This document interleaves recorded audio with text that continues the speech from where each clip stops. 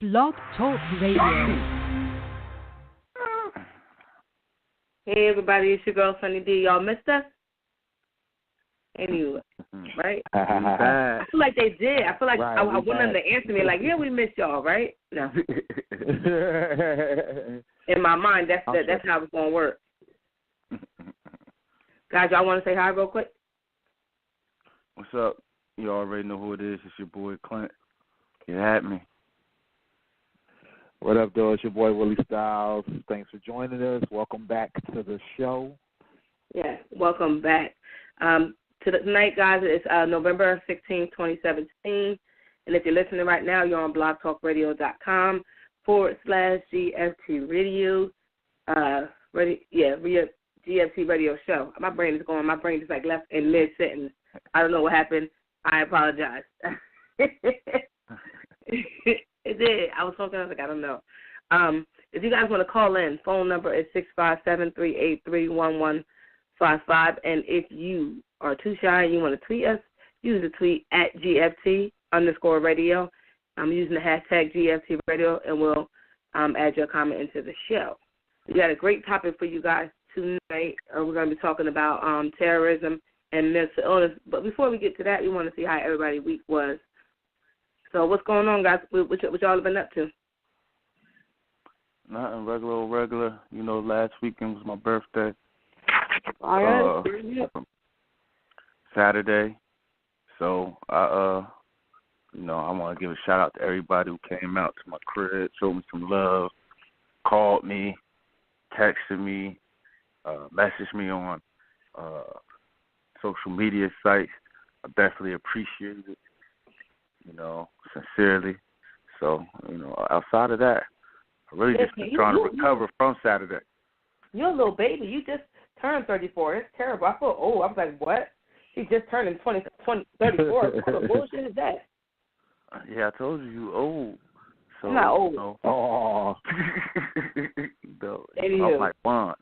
I'm like Juan. I get better with age. I don't even look my age, so whatever. No. You feel me? That's that light skin, and light skin people always think they look good, but anyway. That's how we're gonna go. That's where we're gonna go with it. Anyway, outside of that, my week's been beautiful. I can't complain at all. Willie? Well, my week's been pretty good too. Actually, was celebrating my sister's birthday. She was doing the whole, the long weekend birthday celebration part. We hung out, we partied, we did a couple of clubs, restaurants, stuff like that. So it was a good time. Acting like we was grown, hung out all night long. One of those nights, or I think a couple of those nights. I woke up laid down at like 6:00 in the morning after hanging out, and didn't wake up until like 3:15 in the afternoon. So you know how that is. Yeah, exactly. But yeah, it was a good time. Everybody enjoyed the weekend, and then but then I ran into some bad news. My poor little truck, my SUV, took a turn for the worse. It just couldn't handle it. It couldn't handle all the partying, and engine went out on me. So trying to figure out a way to. Yeah, you got to figure out a way to get that situation taken care of. I got a car for now, but still got to pay off the truck and figure out what to do with it. So you know how that goes. So yeah, but it's all good. It's all good. Everything will work out. I'm sure it's going. I'm sure everything is all going to be cool. It's going to be all in place. It's all going to be as planned. Let me find out that car got some sentimental value to you, but. No. Sometimes you got him everywhere you need to go. Oh, man. Terrible. Well, my week was epic too. My sister's birthday was Friday, and we had a hotel party for her. It was a lot of drinking and a lot of food, so we were kind of saved. By Saturday was supposed to be part 2. Saturday, everybody pretty much got sick and just was like half dead. So the turn up never happened on Saturday, and Sunday was still recuperating from Friday. So Like, I got sick. My sister ended up getting sick. Like, we just all got sick because, you know, between the kids and my little sister having the flu, everybody got sick. So that was our turn up. Oh, wow. Yeah. So that was our turn up for the weekend. But this week has been this week has been a better week. It's been okay. It's been good for me at least. So I really can't complain. It's better than last week, so. And I'm still here, so that's good. Yeah, that's always a good way to look at it. Right. Every day above ground is a good one. Indeed. Exactly. Indeed. But we're going to jump right into this topic because y'all know with so much going on in the media with all these random acts of violence where it's people are trying to hurt a massive amount of people with the Vegas shooting out at the venue. The guy was shooting down at the people. You also got the guy who just recently went into the church and shot and killed people. You got the guy somebody else drove a truck into a crowd. Like, it's been craziness on Halloween. Like, it's just getting crazy, not even getting to the other stuff that's been happening in the last couple of months. But on the news, you hear people say this is an act of terrorism, or no, this person is mentally ill, or they have to be mentally ill, or do something like that. And then when you get to those types of stereotypes, it's kind of anybody that's blonde hair, blue-eyed, or white, they have mental illness. Everybody else is a terrorist or, a thug and, murderer and all this other stuff. And it's just like, when do we say that anybody that does something to that stature is just a plain old terrorist? And do we kind of is mental illness and terrorism intertwined? So that's what we want to talk about tonight. So, guys?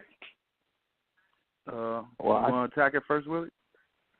Yeah, I just want to say that, I feel like, like you said, that the stigma or the stereotype that surrounds a lot of the activities or the actions of these people is definitely, apparent. Especially when you look in the media, when you hear the reaction by, certain pundits, when you hear the reaction by Commander Cheeto, when you hear the reaction by other, people who have platforms, is that, they always pick and choose their words when it comes to how they describe these individuals. You know what I mean? So there's, the recent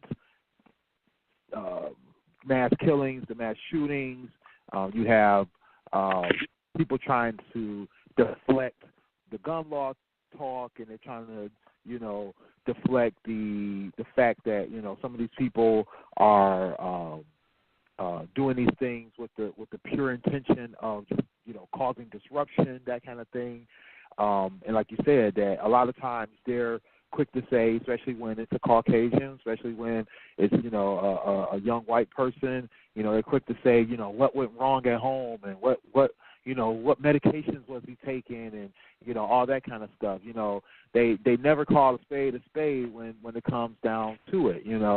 I've never heard them call a black person a terrorist either, but you don't hear them talking about mental illness. First thing they want to know is what was he arrested for, and what's his rap sheet look like, and what it, was he in jail or was he having marital problems and all that kind of stuff. That's the first thing you hear.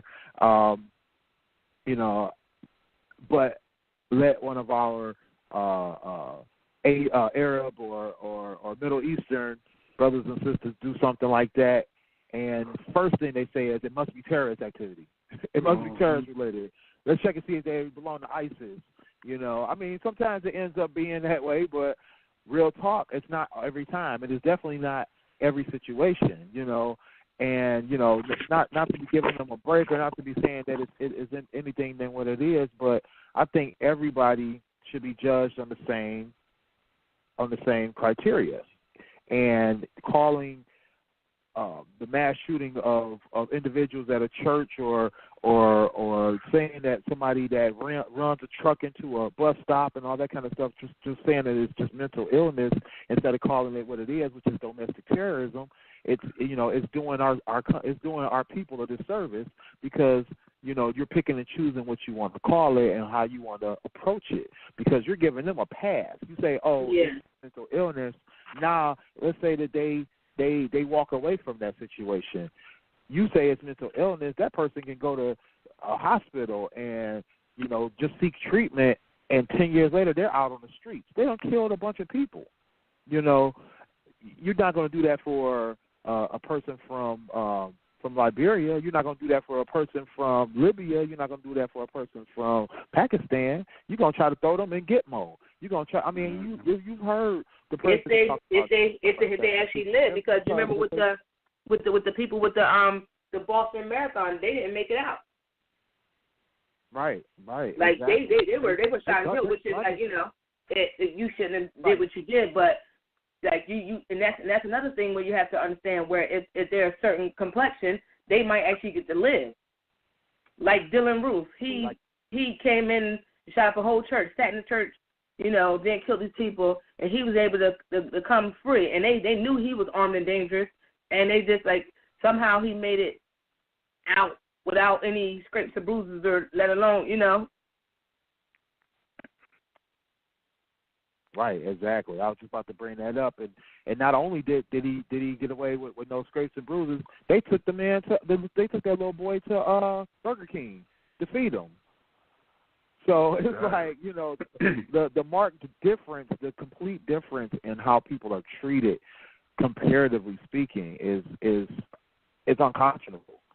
Because you fit a certain profile, you have a certain nationality, you must be a terrorist, or you fit a certain profile, you have a certain, skin color, you must be a thug, or you must be a former criminal, or if you fit a certain, nationality and you got, blonde hair, blue eyes, and now all of a sudden, you must have been raised wrong, or your mama did something to you, or you must be on Ritalin. It's like, how are you making these distinctions, without even investigating? And how are you allowing, what you see and what you're comfortable with to judge these people, or what you're not comfortable with to judge these people?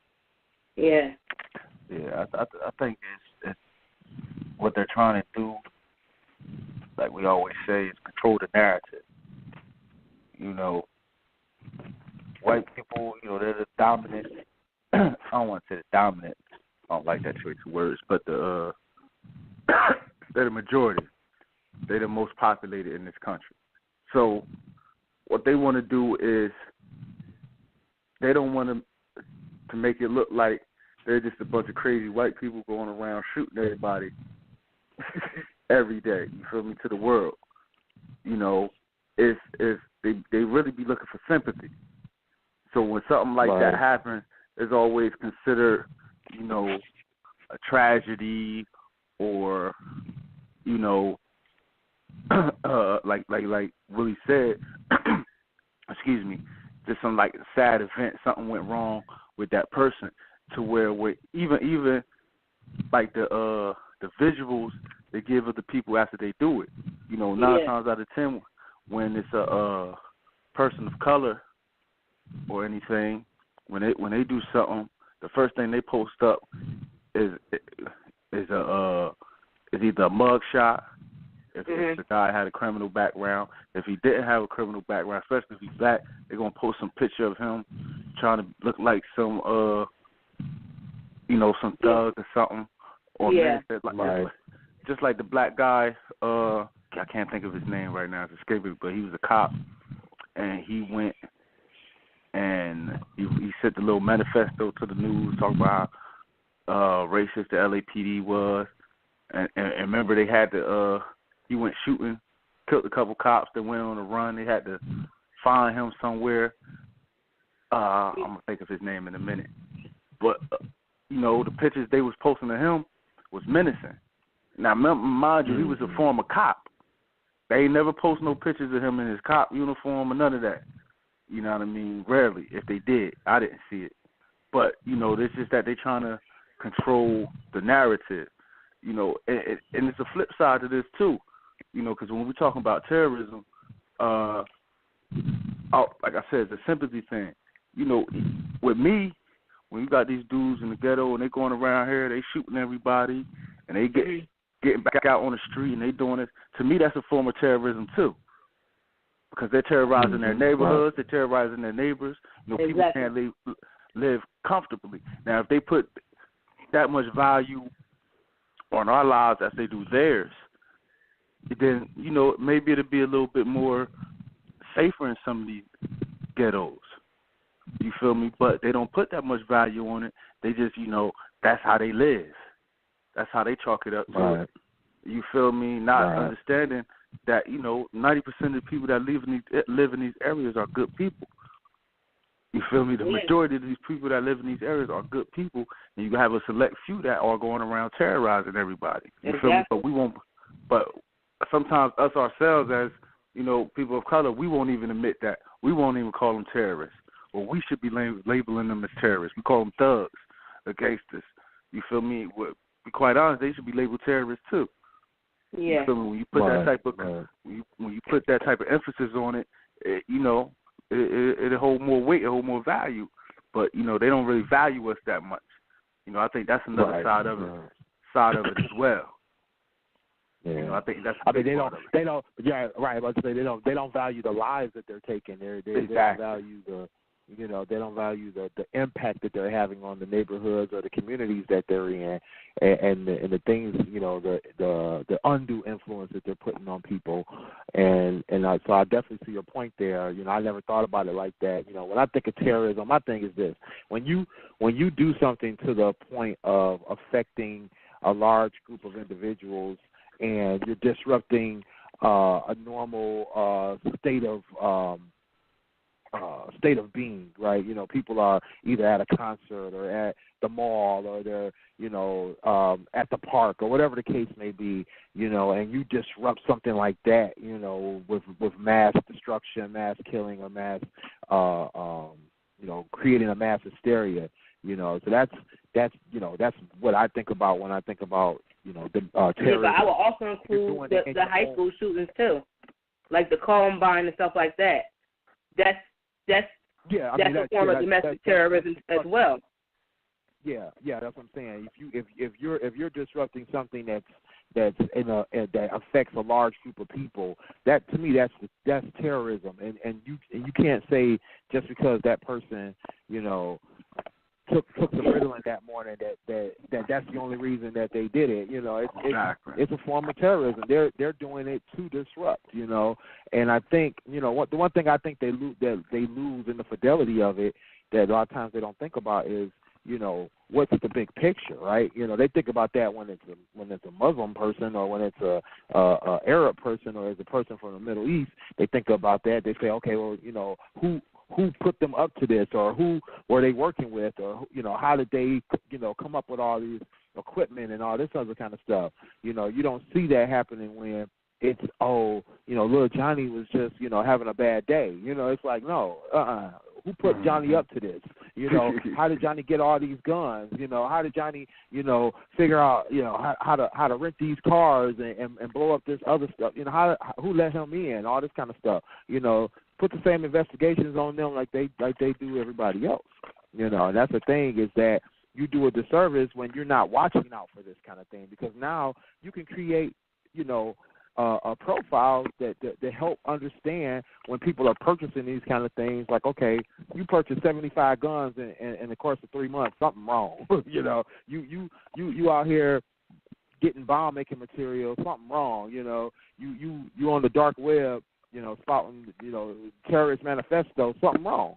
So I think they got to give everybody the same, look that they give all the rest of us, right? And the sad part, and the crazy part to me, is that it's mostly the white Americans that are doing it, and it's like y'all are being, blind to the facts.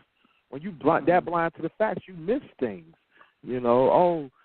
This guy doesn't look so bad. Like, yeah, he don't look bad because you say that because he look like you, and you over here staring at me because I look different.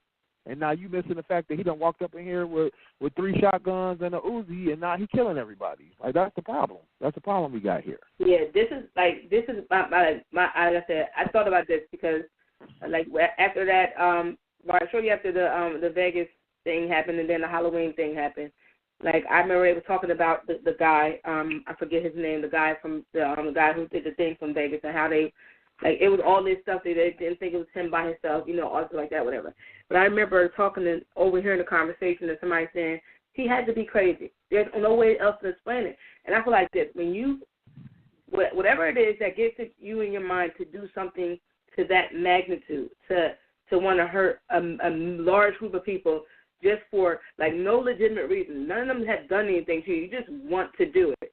You have to have some type of mental illness, period. Like, and I'm talking about, like, even with like the smaller ones, like the Dylan Roof. Something was, well, I think Dylan Roof was different. I think that was a hate crime. See, that's why I think some of these situations I wouldn't necessarily label an act of terrorism, or maybe they are domestic terrorism, but more so leaning towards a hate crime, like the Pulse nightclub and with Dylan Roof. Like, those are hate crimes to me. That's still terrorism, though, because no, it is, but it also should be tried as an act of terrorism and a hate crime. It should be charged. That person should be charged with both. Not one or the other. It should be both, because you chose that you felt some type of way. That's like if I say I hate all white people, and I decide, like, I'm all my life I'm like, oh, I hate white people, and then I go and kill a large group of white people just because I hate them. That's a hate crime and it's an act of terrorism. So I should be charged with both. I mean, I look at it as far as if a person go out there like the Vegas shooting, he shoot all these people. To me, that's some hate in his heart. Period. You feel me? When we talk about mental, I think all of them are mentally ill. To be quite honest with you. Yeah, that's what I think too. I think we label them as terrorists, but I still think they're mentally ill, because in your mind, if you think you're sending a message by going out and killing all these people, and you think that's going to change something, or you think, that, like, that's something wrong with you. Exactly. Like, something wrong with you, because, if anything, it's going to make people more resilient in their stance. You're not really accomplishing nothing. In my opinion, you're not really. All you're doing is causing pain and hurt. And then you die. You feel me? 9 times out of 10, nobody ever gonna really remember you again. They're gonna forget your name. You feel me? Now some people do that just to be famous. They want to be like. That's one thing I worry with the media sense when they say this is the largest mass shooting or something like that. Then you want somebody. Then you find somebody that's in their mind thinking that they want to outbeat that person that has the largest. Right. You know what I'm saying? Right. Well, yeah. I mean, it's like I guess yesterday or a couple of days ago, a guy in Ohio said that he wanted to make the most historic Las Vegas shooting in Las Vegas rather. So he was sitting there trying to plan out another Vegas shooting, and so it's definitely this copycat mentality, or this feeding this need to want to do something that they see out there that's already out there. And I think the sad part and the crazy part about it is that some of these people are feeding off of the media coverage off of these shootings. They're like, okay, the media covered this like this, and so I know what I want to do this now because it's something that they'll martyr me for, or that they'll put the name out there and all that kind of stuff. Or if the people are just using the information to copycat and to being able to understand what they need to do in order to cause mass damage.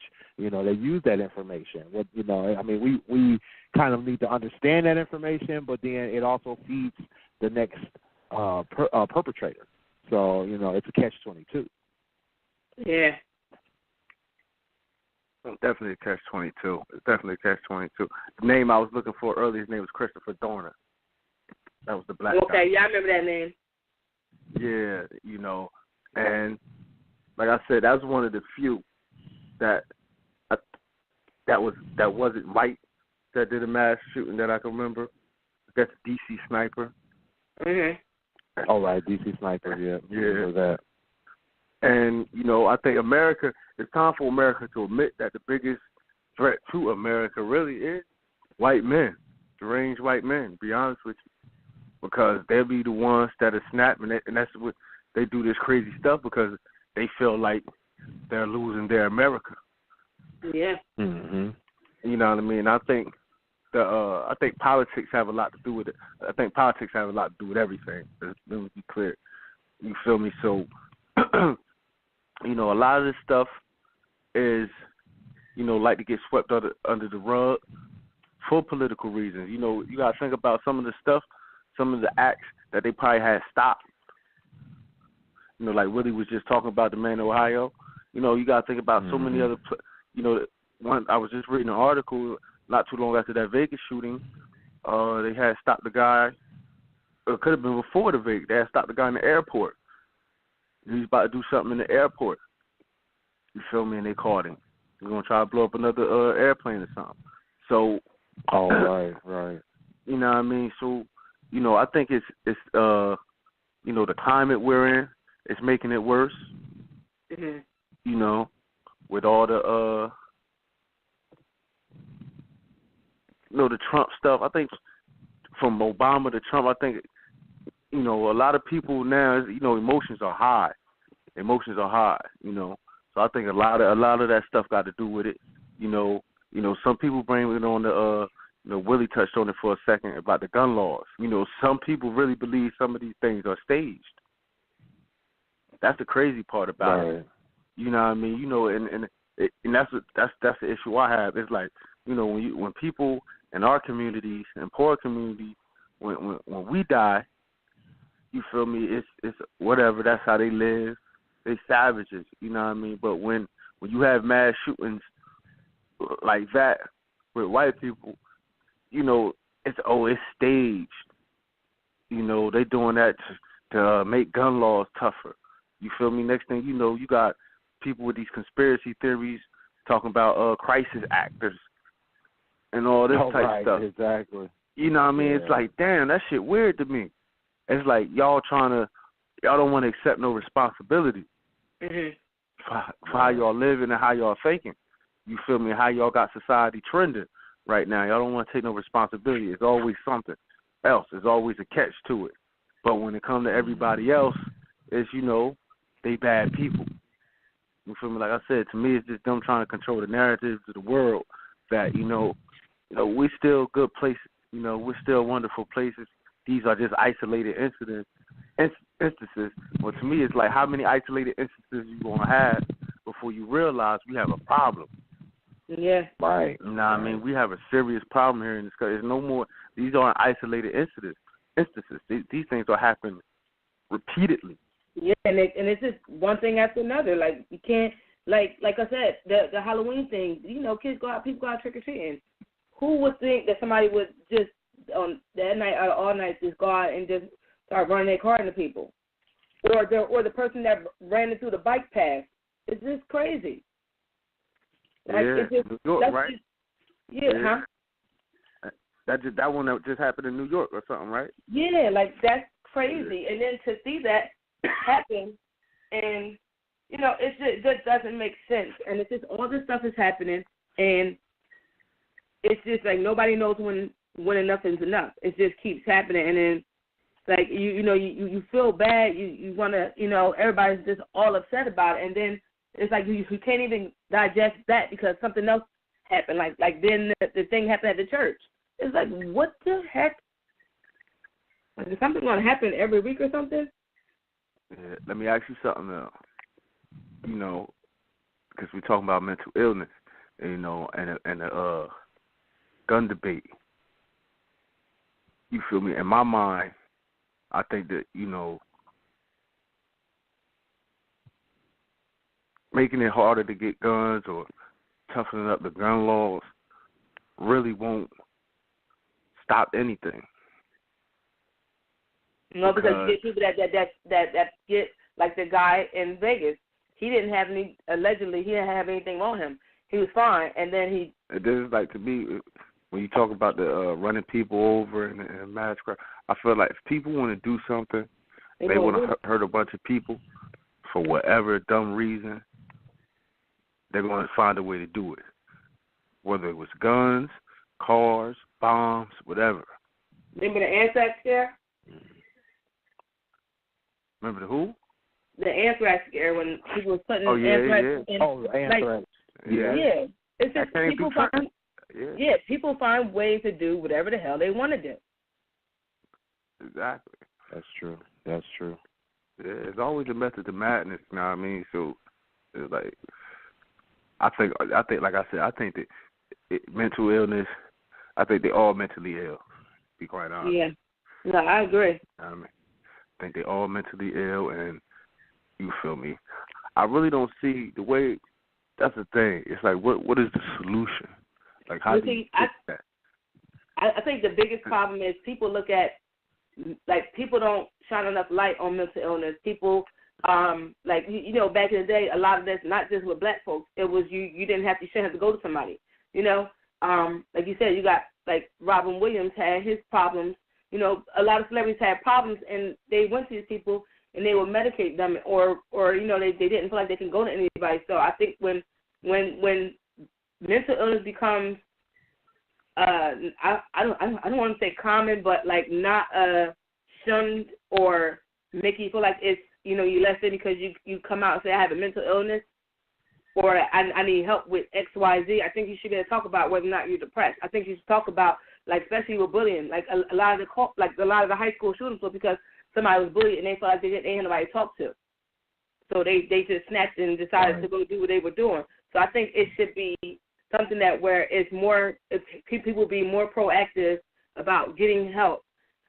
People, like, just different ways to get people help because it's out there, but, you know, you need better ways to do things because, like I said, we had a show talking about mental illness.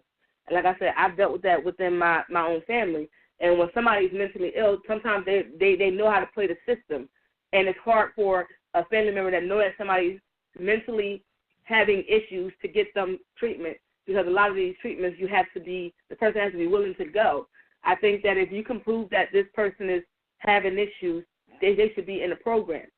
Like, it shouldn't have to be as hard as the step it is to get people help because when you, like, it's almost like you like wait till they actually do something to harm themselves or harm other people for them to react. And it's like, no, I want to get to it before it happens. And we discussed this on the show before. Yeah, the way the system is set up, you can't help somebody unless they want to be helped. And it's like, no, I'm trying to save this person from acting out to where then it's worse and they in jail when they could have got help to prevent it from the begin with. Right. Like you like, you know, as a parent, I can help my child.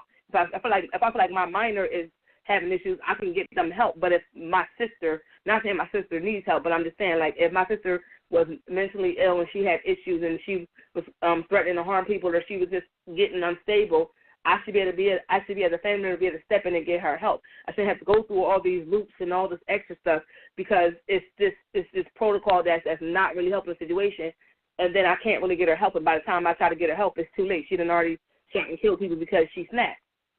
You know what I'm saying? Right. Yeah, I mean, it's that's once again another catch-22 because, you know, if everybody was allowed to get somebody committed, it'll be a ton of people committing, right? You know what I mean? There's those checks in place to kind of prevent people from being unduly subdued and unduly either incarcerated or hospitalized or whatever the case may be, you know, without having true proof that there's a real problem, right? You know, it's like you have to self-manage. Then plus two, all these kind of programs cost money, and nobody wants to pay for those programs, and so those people either have to have some kind of insurance that pays for it or pay it out of pocket, and if they don't pay it, they get knocked out of the program anyway. You know, I know for a fact that a lot of times with these hospitals, if you turn in somebody who's, you know, they may be having a psychotic episode, and, you know, you drop them off at the hospital, and if they can convince the hospital social worker that they're okay, that social worker is letting them go because, one, there's not enough beds, there's not enough space for them. there's no or there's limited facilities that will take psychotic patients, and there's limited facilities that will even take patients in general. So you have this problem of overcapacity. You can't just stuff all these people into a little room and then let them just be, right? Exactly. So there's so many issues with that. One, it comes down to the healthcare system and the way it's set up, and then another problem is the way mental health care is handled in this country. So there's so many signs and so many ways to tell a person that's having issues, but the number one thing that either the psychiatric hospitals want to hear or the social workers want to hear is that you have an active want or an active need to hurt someone or yourself. That's the only thing they're looking for. Yeah. Exactly. You pose an imminent threat. That means you're posing a threat right now, right here, right now. Not later, not I was thinking about it, but I'm good now. It's like, okay, if you're good now, then you go home. If they don't have any place for you. And that's a sad fact of the reality. I think that the gun laws and the gun situations, there can be some tightening of it. There can be some remedying of it, but it's going to take a lot of time. It's going to take a lot of control in order to do that. And the problem is the way this country's set up, and the way our Constitution's set up, and the way our people are. It seems like an impossible task, right? And I almost feel like it is because there's such a fight against it because people want to own guns. People don't want to be controlled. They don't want to feel like the government's going to come in and take their guns. They don't want to deal with the fact that the government is controlling them in any way, shape, or form. And unfortunately, in a lot of ways, they're right because the government does have a bad habit of screwing everything up. They come in and they do things. Eminent domain is put on certain people, and they take people's land. They do things that hurt people's health. Look at Flint. Flint still doesn't have clean water. Look at Dakota area where they did the pipeline, Dakota pipeline. They went in there and took them people's land to put oil pipes in that it's going to affect their ecology. Look at. There's so many examples. There's so many examples of where the government fails us, and so we can't be mad that the mass majority of gun owners don't want to be controlled. They don't want to have the limitations put on them by the government because a lot of them feel like once that happens, the government can then control the people at all aspects. We live in a revolutionary country. It was built on revolution. It was stood up on revolution, and it's ran by revolution. Everything is always volatile, and everything is always controlled by this kind of seat of your pants, edge of your seat kind of mentality, and that's just how it always been, and it seems like it's just going to always continue. Well, see, I think like this, as current, huh? I said the West was won by the barrel of the gun. You feel me? Like the piggyback off what Willie said. You feel me? That's why that's why society is like this. To be quite honest with you, you know what I mean? Like gun ownership and gun violence. That's been championed in our culture forever. From the old school westerns, war movies or whatever. So that that's just in our DNA in this country. But one thing about the mental illness I wanted to say is like we can't even, we can't stigmatize everybody with mental illness. Yeah. As well. You know what I mean? Just because somebody have a mental illness doesn't mean, they want to go out there and commit mass shootings and kill everybody. You know what I mean? And sometimes it doesn't even mean they want to hurt themselves, even though that's a part of it. But, so it's kind of, we can't, like to Willie was saying, like we just can't, you can't have it in place to where, all right, you think somebody's depressed, or all right, well, let's have them committed or go see it. It don't work like that. It don't work like that. Yeah, I just feel like with the current people that own guns, I think that it should be like after a certain amount of time, you should go through like another evaluation to make sure that you're, because some people just, something happens and they just end up in, how people like this guy, the guy that did the Atlantic City shooting. He just started doing a bunch of different things. What the hell happened? Please don't tell me he started shooting around my way because all I see is lights and everything. Talking about gun violence, and now I don't know what the hell happened down the goddamn block. What the hell? But I just feel like they should, get some evaluations going on. Like after maybe a year, they should just reevaluate them, see if they have committed broken any laws in the last couple, like the last year or so, and stuff like that. Well, see, that happens anywhere, like especially in our state in Jersey.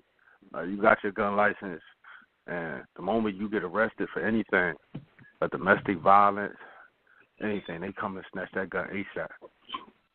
It don't matter if you a cop, got a friend, he was a CO, he is a CO. He had to go to anger management classes. For the fact he had to go to anger management classes, they took his gun. So like those laws are, those laws are in place. They are there. Are they? I wonder if it's across the board, like where, Yeah, everybody, like, and I know, every state got their different laws, but I know in Jersey, it doesn't matter. You feel me? Like, we got some of the strictest gun laws. You understand? And you see our city. So that's why I always tell people, like, them gun laws don't mean nothing. If somebody want to do something, they're going to do it. You know what I mean? So all the guns that's registered, you feel me? It's probably 10 to 1 that aren't registered. Right. You feel me? So yeah, and that's the thing, and that's another big problem is that no matter what kind of gun law you have, who's following them, right? It's the people who legally acquire guns that are following them, not the people who illegally acquire them.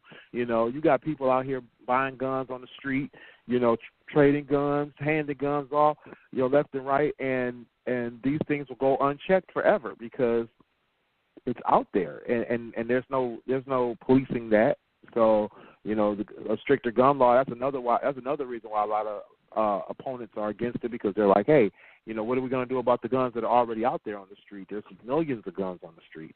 I mean, I can't remember what the ratio was, but there was this estimate that they had. I want to say it was like 10 to 1 or 20 to 1, something crazy, of how many guns there are to the number of people in this country. Not number of gun owners, to the number of people in this country, and so it's just amazing, how many guns. I mean, you got people who own 20, 30, 40, 80, 100 guns, and you have people you have guns that are out there that are circulating, unchecked out in the streets, so thousands and thousands of guns. So it's the state of our country. It's a sport. Shooting is a sport. You know what I mean? Shooting is a sport in our country. You know what I mean? Like, it's just a sport. You go on YouTube and see all these different type of gun shows to where they aim, fire, or it's this one guy. He works heavy, black guy, works heavy with the NRA. His name is Corleone. He got a show, a YouTube series that's produced by the NRA that's real popular. It's called Corleone Noir, N-O-I-R, you know what I mean? Where he, he's a huge gun advocate, young black dude. You feel me? Huge gun advocate. And, he talks about this the same exact thing. Every time a mass shooting pop up, they be having you interviewed on Fox News. And, he always be like, he still, like, he's so wholeheartedly like, you know what I mean? Like, what, that don't got nothing to do with real gun ownership. You know what I mean? Like, he be trying to convince people, you know what I mean, the beauty of guns or why everybody should have guns. And he'll sit there and argue to the death to where, I mean, he's a real respectable dude, too. It ain't like he be all, you know what I mean, crazy and all hyper, you know what I mean? But he be like, you feel me? Like, most people don't act like that with their guns. He show you his closet, like Willie said. He got hundreds of guns, all types of guns. You know what I mean? And he just love to shoot. He just love to do it. So some people just love to shoot. You know what I mean? But my thing is, you feel me? Sometimes you can't distinguish those people from the ones that just they preparing for some war that they got going on in their mind. Yeah, that's gonna happen. You know what I mean? That's the flip side to it. You know what I mean? You got these militia groups out here. You feel me? They ready for war. You know what I mean? For whatever reason, you know what I mean? They think it's about to go down. Like Willie said, they ready for the revolution. Right. Yeah. You know what I mean? And you can't tell. That's real. That's real. Yeah, you can't tell them they mentally ill. You feel me? They really feel like they got a valid reason. Like, man, it's about to go down. You see they'll start breaking down the government, and to you it may sound crazy, but to them, they're like, I ain't crazy. Like, but you look at it like how the Constitution and all that stuff, that wasn't for us, that was for them. So, like, they read that and, like, this is what it is. Like, what y'all talking about? This ain't got nothing to do with y'all. And back then it didn't have nothing to do with it. So, you know, and they still stuck in that way. They don't care what's changed, what progress is made. It's like, no, this is what was written, this is what and it's still here. This is what it is. Never mind what y'all believe. Yeah. I think I just truly believe that it's going to be, like Willie's mentioned, it's going to be so hard to regulate that with the gun laws. You know what I mean? To me, I feel like we're at a point to where I really don't know the solution to how you correct the mass shootings. You know what I mean? It's like you have to change the culture of the country. That's the only way you can do it first. You have to change the culture of the country, and and my question is, how do you do that?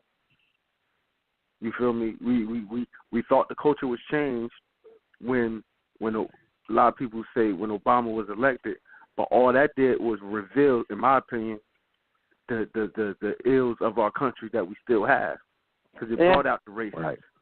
You feel me? And because we had Obama, you know, that's why we got Trump. That's what people don't understand. Mm-hmm. The reason why we got Trump is because we had Obama. You know what I mean? Those people revolted against that. So it's like, all right, you know, they in the forefront. They real arrogant with their racism and everything. Mm-hmm. You know what I mean? So it's like how do we remedy this? You feel me? Because if we don't, you know, it's just gonna keep happening until, you know, before you know it, man, we're gonna be a third world country. The only thing that's stopping us from being, and it's crazy that we're talking about that, because the only thing that's really stopping us from being a third world country is our weaponry. You know what I mean? We got more weapons. We got more weapons than any country in the world.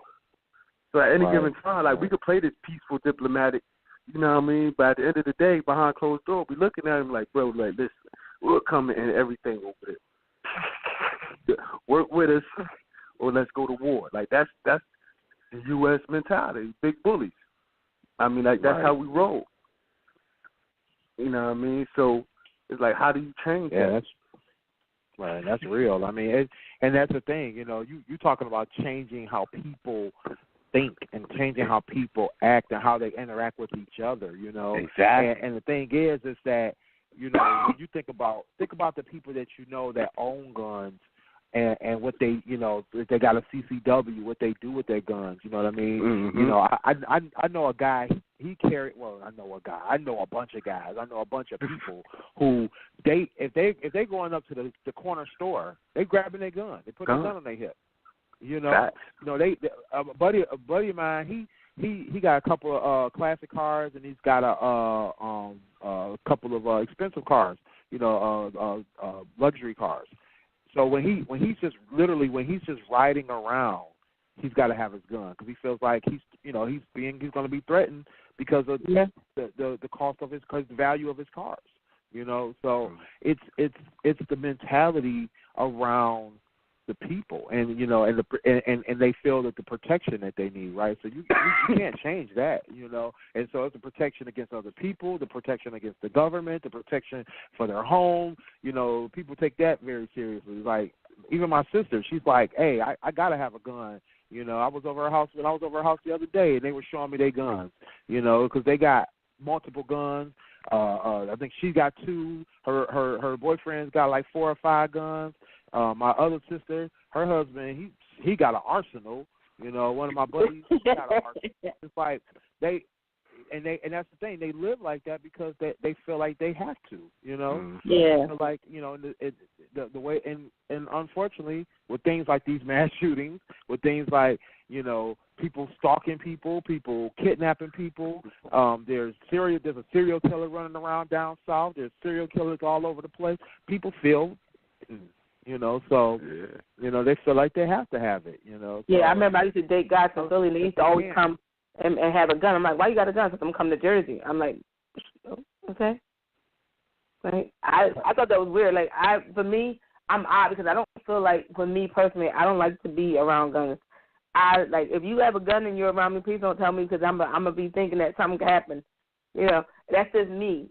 That doesn't make me feel comfortable knowing that somebody has a gun because I think of so many different things. And I know that most people that own guns, most people that I know that own guns, they have they're registered, they can do it, they can carry them, stuff like that. But I just feel like and they know how to responsibly put them away and not have them out where kids can get to them and stuff like that. But it's still, to me, it worries me because I don't like being around them. They don't make me feel safe. Right. And that's how a lot of people like that. My mom hate guns. You feel me? She hate guns. She don't like to be around them. Feel me? And with that being said, my grandfather, her father was a cop. You know what I mean? So, he was murdered by a gun. So that's gotta, so I can understand why she don't like him. Me, you feel me? I like him. You know what I mean? My dad had his gun license. I grew up around him. Some was legal, some was illegal. First time I shot a gun, I was 12. Down south, my uncle, my dad was there. They let me go in the little, you could shoot all day down south. Some cops would never come in some of the places. You feel me? Went in the field. You know what I mean? They let me shoot. My thing was always that, and then that's when I knew, we got to understand the times we live in. I always get this analogy. It's like when somebody know you can fight, they less likely to fight you. You can't stop violence. You can't stop people from wanting to fight you. But the more people that know you can fight, the less people going to try you, right? Well, unless they're going to jump you, because that wasn't the case with me. I'm not alone when people start jumping me. Exactly, but that's what it's going to. But my thing was always, if you get more people educated on guns at a young age, everybody don't have to like them. Everybody don't have to want them. But keep them, educate them, you feel me, on it early, and then some people get the training. It will be, in my opinion, it may not, it may be false, hope, but in my opinion, I think it'll be a lot less things because now people will be more, all right, if I do something here, somebody else here is ready for me. Yeah. You know what I mean? But like I said, that doesn't stop. That doesn't stop somebody that wants to just really to go do it. Somebody going to do something, they're going to do it anyway. That's like. I mean, the thing is, go ahead, Tony. Go ahead. I was gonna say that's like the guy who shot up the church when he called himself escaping. The people of the town, one of the guys in his town shot him in the leg and stopped him, or shot him. I forget, shot him somewhere. And it stopped him. That's why the guy ended up getting caught. Yeah, he actually, they say that the dude in the church, he got killed. Oh, he got killed? Actually, yeah, he got killed. They did stop him though, right? Yeah, they were saying he might have killed himself, but the dude shot him twice. The one you talking about shot him twice. It was like he was going to die anyway from the bullet wound. But, that's one of the arguments that the gun activists and, even the dude I was just talking about, Corleone Noir, that's one of the arguments he was just making. He was like, think about how many else people would have died if you ain't had somebody there that was trained and knew how to use his gun. You see? Mm-hmm. No, I mean, but the thing to me though is that sometimes also when you have a gun, you can bring on more trouble because I mean it's happened. There's cases where where people have pulled their gun and then somebody else pulls theirs, and then now you got a gun battle going on, and then now you have innocent bystanders getting shot. Then you have people who feel like because they have a gun that nobody's going to mess with them, and then they start things. They get they're the instigators because they feel like that they're big and bad because they have a gun on their hip. And then they end up getting shot because somebody else got a gun too. So, that's another catch-22. There's so many, ways to look at it, perspectives to look at it. There's a chance that you can minimize, but then there's also the chance you can maximize or increase your chances of getting into a gunfight or getting tested because of the fact that you're carrying. But I think a lot of times make people want to try. Right, it depends on the situation, right? A person that's going to break into your house, if they know you have a gun, they're going to be less likely to break in because they usually don't use weapons, and they usually don't want any trouble. They just want to be able to get in and get out. So they see you shooting, they leave it. They're not gonna fight you. They're not gonna try to take your stuff. They're just gonna keep it moving. 9 times out of 10, you're gonna have that one or two that's gonna come in with weapons themselves or want to get what they came for. Especially if they feel like the take is large enough. But the thing is that a lot of times that that will you're right, Clint. It will prevent or it will deter certain crimes. But it's like that's a chance you're taking, right? It's like, do you take the chance of going around without it? Do you take the chance of doing it, right? I mean, I've made it this long, knock on wood, praise God.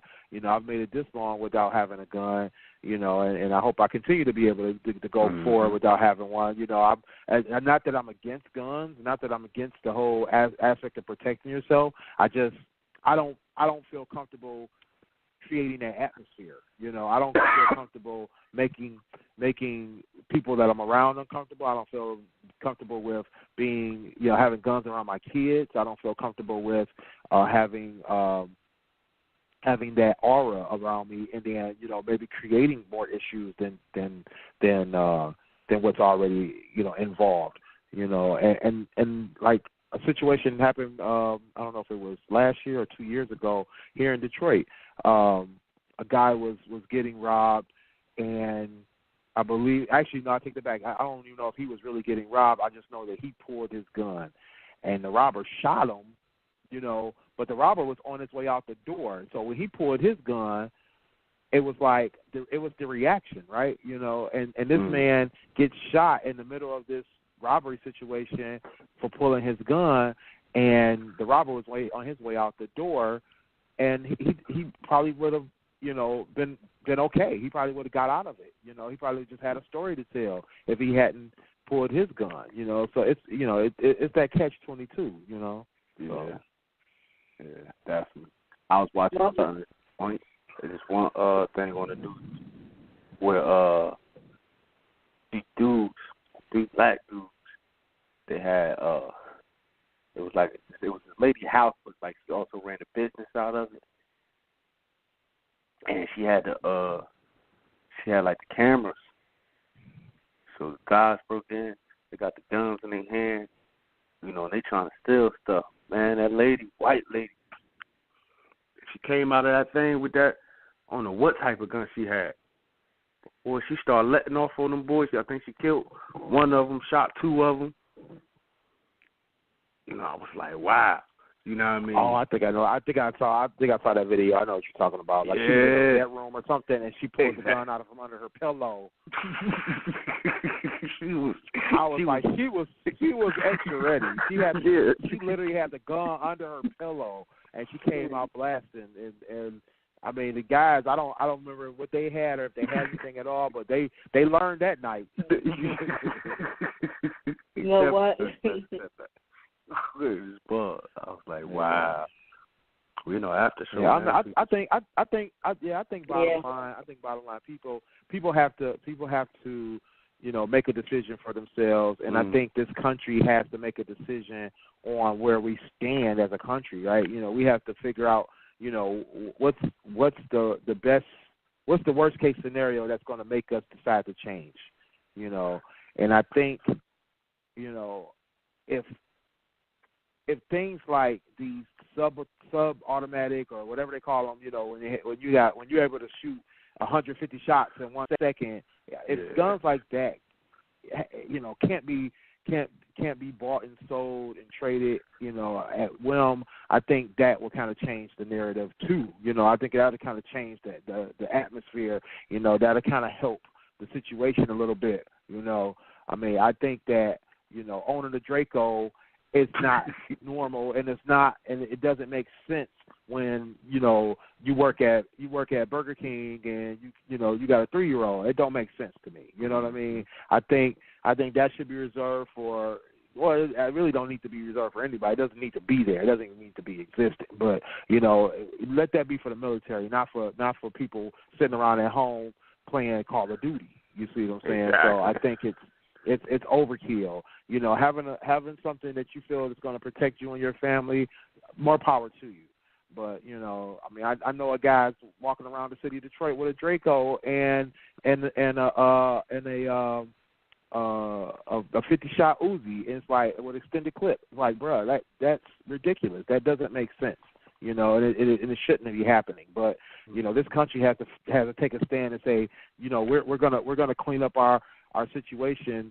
Yeah, you can own guns, but you don't need to own armies. You know, you don't need a tank. You know, you simply don't. That's my take on it. All right, guys, we're in the after show. I got real spell. Ew. Never liked none of y'all. I was waiting for you to finish what you were saying. Oh, well, we're in the after show, guys. If you still want to call in and chime in, phone number is 657-383-1155. You can still tweet us at GFT_radio. Now, Clint, going right ahead. Yeah. I wanted to switch up the conversation real quick since we're at the after show. And I want it kind of correlates back to a show we did on body shaming, and it's about Nicki Minaj. You know, she just released these photos, this picture, you know, look very provocative and extra, sort of to like, you know, she tried to break the internet like Kim K did and all that. And then, you know, what you said the name of the show was, The Talk? Yeah. Yeah, so Eve, the rapper Eve, now she's one of the hosts on The Talk. And so this morning I had seen a little clip, and she was saying, you know, like at this stage in life, you know, like Nicki like 36. Mm-hmm. You feel me? She's a superstar. She done did all this. She's like, at some point you gotta realize, you know, like a lot of these young girls following you, you know, you're a role model, whether you like it or not. And you feel me? She was like, if that was her, she necessarily wouldn't have did that. You know, she was real respectful about it. You know, she was like, I just wouldn't have did it. You know, so then online, you know, they killed her. They was killing us, especially a lot of Nicki fans. Like, hold on, you got a whole sex tape out that you had back in the day, first of all. Secondly, you know what I mean, now you get rich and you marry a white billionaire, now you think you're above everything. And then the other one, where I'll get to the body shaming, was, you know, you had a lot of women getting on there. It was like she owning her sexuality. Why would Eve get mad at a woman owning her sexuality? You feel me? That's really where I have an issue with the argument right there, because I don't, you know, I understand, you know, females nowadays, women, let me stop saying female, women, you know, they want to be more free, feel more liberated. They want to own their sexuality. All right, cool. But I feel like it's just attention seeking. You feel me? That's all it was. I really feel like Nicki is like an attention whore. You feel me? And I think that's what, you know, the crux of what Eve was saying. She was like, you that famous, you this famous already, that big. Why are you still doing that? You don't have to meet. You don't have to do that. You feel me? You're just doing that for attention, and it's really just sending out like the wrong message. Yeah, I mean, I haven't seen the discussion or the back and forth or whatever that happened behind that on the TV, but I did check out one of the comment sections on, I think it was the Shade Room posted the picture, and they posted and they reposted it again because there was, I guess this was some back and forth between Safari and Kim and Nas. They were all, kind of giving her compliments and everything. So it was funny because there was comments under there where people were saying like, everything from, she's doing it to try to be relevant. She's doing it to try to come back from, this Cardi B age that we're in. Some people are saying that she's doing it because, she's falling off. Some people are saying she's doing it to be liberated. And I mean, me personally, I feel like it is a marketing thing, right? When it comes to being a sex symbol, or when it comes to being an entertainer that's made her bread off of selling sex or selling a fantasy, right? I think that it's part of her marketing plan. You know what I mean? Not just for being attention seeking. I think she's doing it to increase her paper. I think that she's in a situation now where she has to make something happen. That's the thing. Look at the rappers. Look at the male rappers. I'm sorry. Look at the male rappers. When they need to make something happen, what do? They go to jail. Sure, right? Exactly. I'm gonna beat you up about it. It's real talk. What they do, they go to jail, or they do something super outrageous. I mean, look at Kanye. Mm-hmm. Kanye has eaten. He's literally eaten off of being weird, outrageous, and doing outlandish stuff and saying outlandish things. He's eaten off of that. So Nicki, what she knows, she went back to what she knows. She knows that sex sells. Not even that she went back. She just increased it, right? She just elevated it to the next level. Safari made the comment that made me think about that. He said, "These are the pictures I wanted you to take long time ago. This is the kind of thing I wanted you to do long time ago." Not that she had to, not that she needed to at that time, and that's probably why she didn't back then. But now she's at a situation. She's at a crossroads.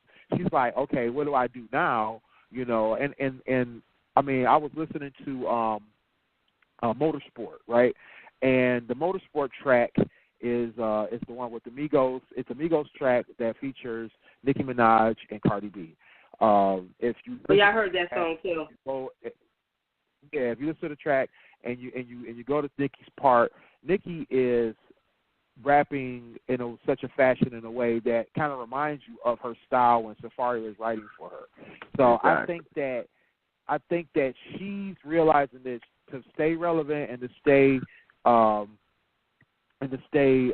in people's minds, she's kind of got to go back to what she knows. So she's going back to her old rapping style. She's going back to this old image of being outlandish with the sexual innuendos. She's trying to stay out and keep her face in the media, trying to keep her image out there. More power to her. We all may not like it. You know what I mean? We all may not agree, but it's working. We're talking about her. You know what I'm saying? Yeah. And now she's about to. She released the Motorsport track with Migos. It was really just supposed to be her and Migos, but they added Cardi later because that's what's the name, girlfriend or fiance now, Offset. So he added her in, but that was her chance to kind of get back out there. I think she said she has another track. Either she has another track with Quavo, or they're supposed to make another track. She's supposed to do more music out there and all that kind of thing. But the thing is she's got to keep her image relevant. She's got to keep herself out there because not that she's falling off. I don't feel like she's falling off. I think that she's losing traction. She's losing traction. And then she has this competition, and now you have situations like this that'll come up and that'll keep her out there and that'll give her traction back. And I think that's what she's using it for.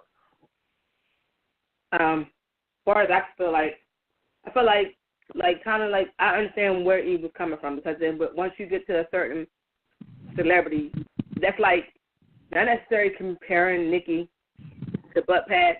That's like Beyonce coming out and trying to be in the wave and just doing something like that. Like past a certain age or a certain caliber of your where you are in your life as far as your career, you shouldn't have. It's it's going backwards is what it is, and that's probably why she said it. So it's like you're going backwards. That's what you do when you want to get noticed and you want to get recognized and you want attention on you.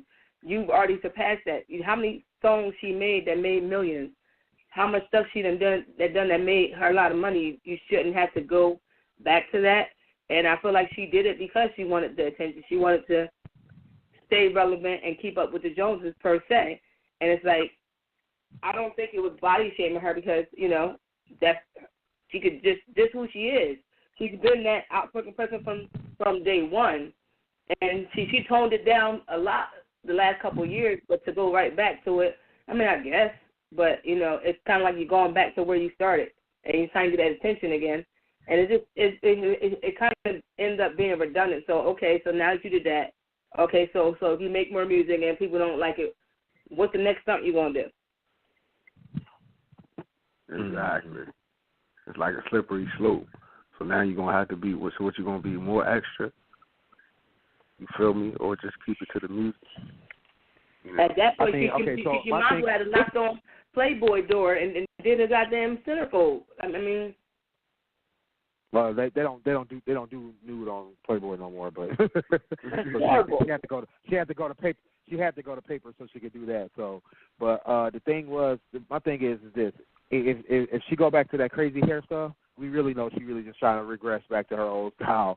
But yeah. I kind of feel you. I kind of feel you on being at a certain level. I feel you on being on a certain level, being above what your current or what your previous status was, right? Being above what you used to have to do in order to get attention and in order to get noticed. But I think that's the nature of her situation, right? That's the nature of the beast for her situation. Her situation is this: she had a management team and a person guiding her that took her through this success, right? And I don't know what her management situation is 100% right now, but all I know is whatever was happening in the last few months, it wasn't working for her. And the thing is, her last album didn't do as well as all the other 2 or 3 albums she had, or the 2 albums and the mixtape that she had. Her kind of her, like I said, her media image has dwindled. You know what I mean? She's getting more criticism than praise on a lot of things. So I think the mindset was, let's go back to what works. Let's go back to the formula, right? And the formula is this, and let's just do this, right? She knows this, she's comfortable with this, and this is what she's going to work through. Is it being an attention whore? Maybe, but it's what she needs to get the attention. I don't know what. I'm not a marketing person for a rapper, so I don't really know what she could have did better or what she could have did differently. She's putting together a bunch of different things all at once and kind of throwing it out there. She's literally taking the bowl of spaghetti and throwing it at the wall and see what sticks. You know what I'm saying? Jump on the track with Quavo. Jump on the paper magazine. Break the internet. Get in a beef with Cardi B. Go on these talk shows and say stuff and have it misconstrued so she can be in the news. Because I don't know if you heard about that, where she made the comment about being bringing female rap back, or something to the effect of she made female rap and so made female rap popular, and so it turned out that whole comment was twisted and taken out of context, and what she said wasn't what was reported, so that got her out there. My thing is, people do that on purpose. A lot of those comments that get misconstrued, that stuff is done on purpose to get people's names out there, to get people's attention back on a certain person, so that it can be put back out and say, oh yeah, no, it was a mistake. But hey, they're still relevant. You know what I mean? And it's all a formula. It's all marketing. You know what I mean? Like these battles, they're marketing. They're marketing ploys. It was a interview I just listened to with Jagged Edge. Not Jagged Edge, I take that back. With 112. 112 did an interview. They got a new album out, right? So they're talking about, things that they used to do, being on the road, blah, blah, blah, blah. they asked him a question about, you guys were in a R&B beef with Jagged Edge. They were like, yeah, so literally that was all marketing. Like this was all a marketing ploy. They were like, yeah, in a way, it kind of went a little too left, but they were like, but basically, it started as a way to kind of beef up record sales for the two groups. Unfortunately, Jagged Edge didn't know about the beef was going to be a marketing thing, so it went left. But it was 112 being part of a rap label, they learned the formula. The formula was to get it a beef, you make record sales, and it worked. You see what I'm saying? So I think that, Nicki sees her formula. Nicki likes her formula. Nicki's comfortable with her formula, but she's also got a few other things out there, and she's just throwing everything up on the wall and seeing what sticks. So, I really can't. I'm not mad at her. I feel like this is what made her popular. Everybody that's mad at her for doing stuff that got her popular, y'all barking up the wrong tree. That's like the people who mad at Kim Kardashian because Kim Kardashian famous because she's famous off of being famous. Famous. No, she the same way. Stop. Wait, but the thing is, it's like stop blaming that woman for making money doing what she do when it's making money. You know what I'm saying? Why is everybody caught up and being mad at the next person about how they making money? Go make you some money. Stop being mad at how everybody else making money when you ain't making none. Don't be mad at them because they got a formula and it's working for them. That's hating. I mean, literally, that's hating. So stop being mad. Stop feeling like everybody got to follow your because apparently your formula ain't working. If you ain't making millions, don't tell this woman how to make millions. That's what Eve got to realize. Eve ain't making millions. Eve had a formula, and she stuck. And her formula was go get married and make $1 billion off of her husband. That's not working for everybody. That's not how everybody's going. That's not how everybody's life is going to go. So she can't be just chastising this other woman because of a decision she made to keep her money and her finances coming. Eve fell off. Eve had that period where she got so big, and then she didn't do anything else. And then she fell off, right? Yeah. But what did she do? Her formula was, I'm about to go do X, Y, and Z, and it didn't work. And then she said, let me try this, and that didn't work. So she can't be mad because Nicki found a formula and the formula is working. Stop being mad at that woman for doing what she's doing, and it's working. Because Eve. I mean, she was at the top of the game. Like she flipped her career into she had her own TV show, all this type of stuff. I what I mean? I understand. You feel me? I understand both sides. In a way. I kind of feel what Eve's saying. You feel me? As far as I feel like with me when it always came to Nicki, I always knew Nicki could rap. So I really never, she ain't got to get all negative for me to respect the fact that she could put out good music or make a good song or whatever. Mm-hmm. So I never needed that from her. You know what I mean? So that's why I can understand where Eve coming from, because that's what one thing Eve was saying. Eve was like, she is a lyricist. She was talking about Nicki. She was called like, Nicki a lyricist. She was like, I respect her as a lyricist. So, and I think that's where actually she was coming from. You feel me? Mm-hmm. It's like, you do this. You know what I mean? You do this. And you're sitting here complaining because you've been getting judged a certain way because you're a female. Oh, you know what I mean? Because that's been Nicki's narrative for about the past year. You feel me? Which I don't respect neither. I think, I don't respect that. I'm like, dudes, your favorite rapper went through the same thing. Jay, Nas, whoever. They all went through that point in their career where it was a little down spot. Mm-hmm. Wayne go through it. Everybody went through it. So just because you're a woman and you're going through your down spot and people talking, you feel me? Don't try to flip it and say it's sexist. You feel me? And then you go from that, and then the next thing you do is now you're trying to sell her sex. You're trying to sell us your body. You're trying to use your body to get over. You feel me? You're contradicting yourself now. That's how I look at it. Like, you're contradicting yourself. I don't need that from you. You just said you're getting judged harshly because you're a female. Well, give us these bars. Keep doing what you did on Motorsport. You know what I mean? Go back to that monster, Nikki. We demolished Jay and Kanye. You feel me? You keep doing that, then that'll speak for itself. Yeah. True. I respect that. That's definitely things. Hold on, guys. We got somebody calling in. We got a couple more minutes left in the show. Let me get this call on. All right. Call you on the line with us. Hey, what's up? This is Key C. Kicking it with Key C. How y'all doing there? Hello. What's going on? All right. Hey, got a question. So, because I'm a lover of hip hop as well, but I always wonder why, especially when it comes to female artists, we've always compared them. You know what I mean? We always compare them. We're like, you know, they can't exist at the same time. You can't have 3-4 hot artists out at the same time. You could back in the day, you know what I'm saying? You had E, Yo-Yo, you had people, you had all, you know what I'm saying? Same thing.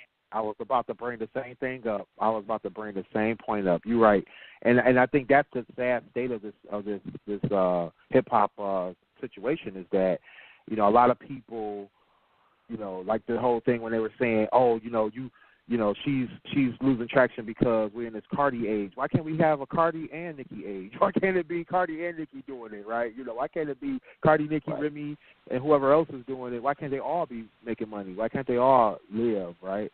And I think the sad state of it is that, you know, when you got that small of a circle, you know, people are going to pit you against each other, you know. And I think also that they feel that they have to go against each other. I think if they kind of, you know, banded together. I mean, I heard somebody say this before. It was like, look what Queen Latifah, Lil Kim, and I forgot. I think it was like was Lady of Rage or somebody. It was a couple ladies. They did a track together, right? And they were like, you know, maybe Nicki, Cardi, one of the other female rappers that are out there that's up and coming, do a track together. You know, show some unity, and maybe people can get off of this whole creating beef between the two of y'all, so that way everybody can live, everybody can make some money, and I think people would love it. You know, I think people would appreciate it. I think Motorsport almost kind of did that.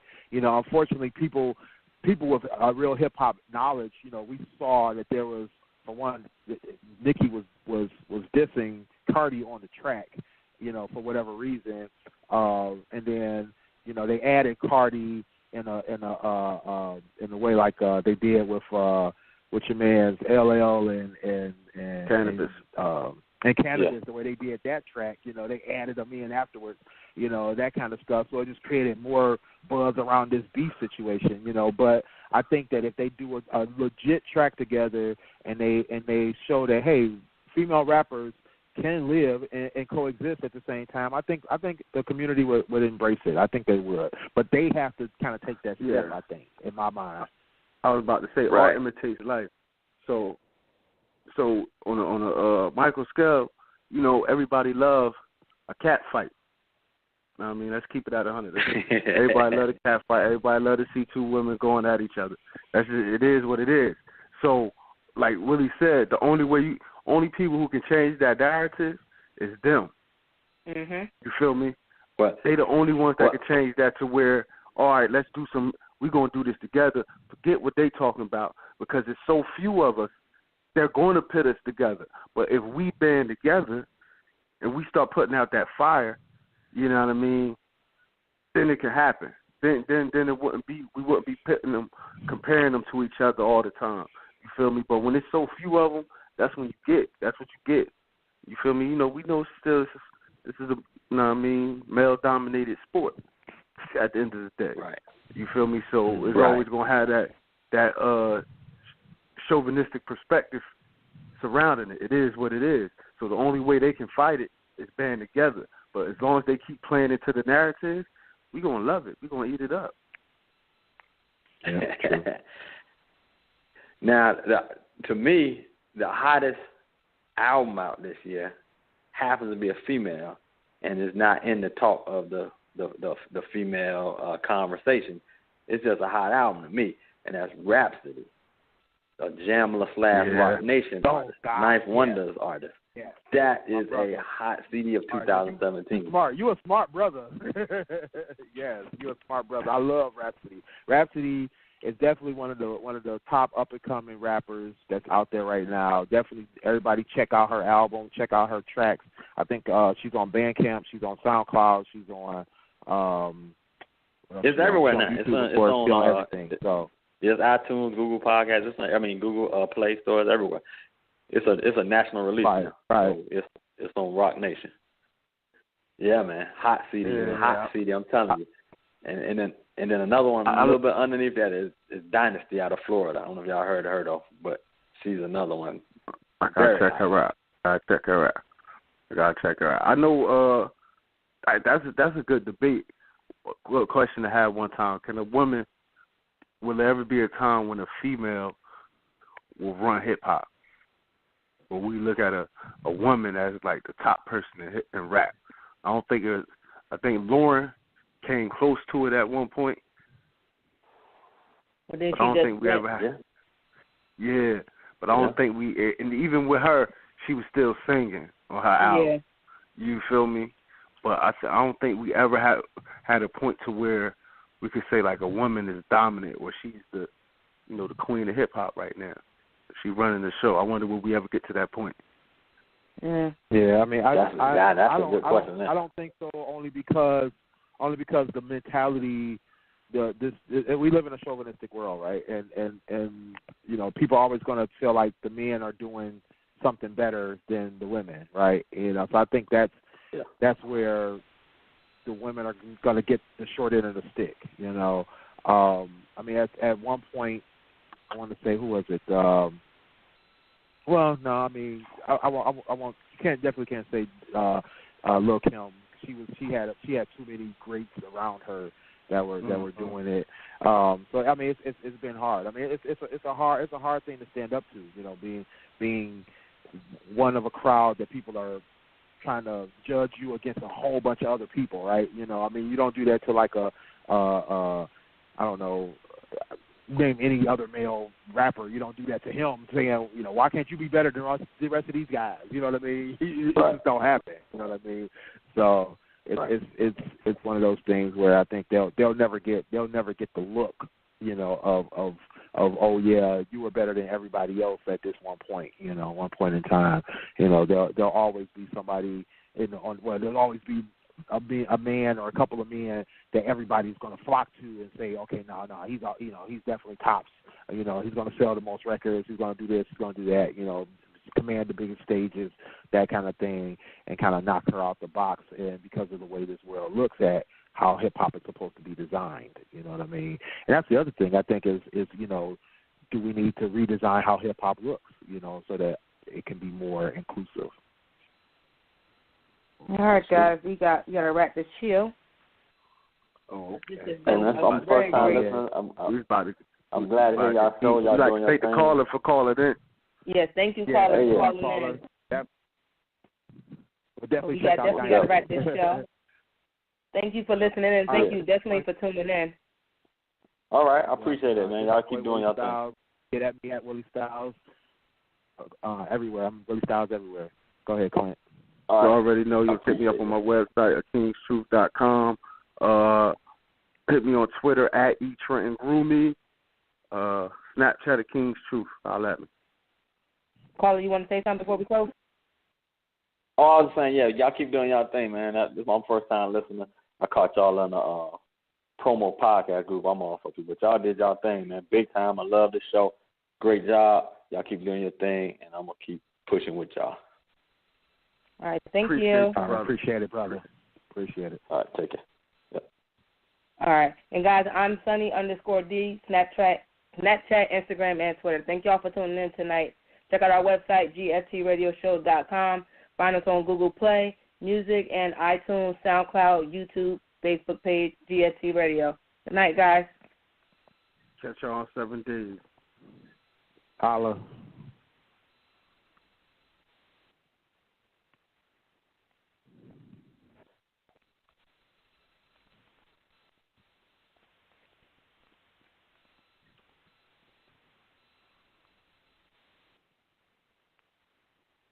Want to earn extra cash for the holidays? Amazon Flex is expanding in the Philadelphia area. Opportunities are now available in Langhorne, King of Prussia, and Port Richmond. Earn around $18 to $25 an hour delivering packages with Amazon. All you need is a car, a smartphone, and some free time. This is a great opportunity to be your own boss, deliver when you want, and make extra money. With Amazon Flex, you'll have flexible hours and great earnings. To get started, download the app at flex.amazon.com. That's FLEX.amazon.com. You must be at least 21 years old. Limited opportunities available. Get started at flex.amazon.com. Want to earn extra cash for the holidays? Amazon Flex is expanding in the Philadelphia area. Opportunities are now available in Langhorne, King of Prussia, and Port Richmond. Earn around $18 to $25 an hour delivering packages with Amazon. All you need is a car, a smartphone, and some free time. This is a great opportunity to be your own boss, deliver when you want, and make extra money. With Amazon Flex, you'll have flexible hours and great earnings. To get started, download the app at flex.amazon.com. That's FLEX.amazon.com. You must be at least 21 years old. Limited opportunities available. Get started at flex.amazon.com.